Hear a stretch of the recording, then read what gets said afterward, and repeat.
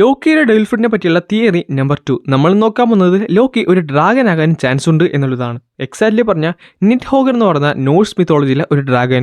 Similarities നോക്കുകയാണെങ്കിൽ already ഈ ഒരു ഡ്രാഗനെ നമ്മുടെ ക്യൂലിംഗം മാനിഫെസ്റ്റ് ചെയ്ത് കഴിഞ്ഞിട്ടുണ്ട്. ഈ ഒരു ഡ്രാഗന്റെ ലോക്കിയുടെ നാക്ക് കിടക്കുന്ന പാറ്റേൺ ഏകദേശം സെയിം ആണ്. പിന്നെ നോക്കാനാണെങ്കിൽ എൽബോഫ് തുടങ്ങുന്നതിന് മുമ്പ് തന്നെ ഓട ഒരു കവർ പേജ് വരച്ചിരുന്നു. അവിടെ നമ്മുടെ സ്ട്രോ ഹാറ്റ്സ് ഒരു ഡ്രാഗന്റെ കൂടെയാണ് കാണുന്നത്.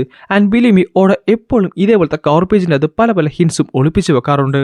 ഇവിടെ ഈ ഡ്രാഗന്റെ നാക്കും ലോക്കിയുടെ നാക്കും ഏകദേശം സിമിലർ ആണ്. അതിലുപരി ഇവർ രണ്ടുപേരുടെ കളറും, അതായത് ലോക്കിയുടെ ഒഫീഷ്യൽ കളറും ഈ ഡ്രാഗന്റെ കളറും ഏകദേശം സിമിലർ തന്നെയാണ്. പിന്നെ നിഡ്ഹോഗർ എന്ന് പറയുന്ന ഈ ഒരു ഡ്രാഗൻ വേൾഡ് ട്രെയിന്റെ റൂട്ട്സിലാണുള്ളത്. ലോക്കി എവിടെയാണ്? വേൾഡ് ട്രെയിന്റെ താഴത്ത്.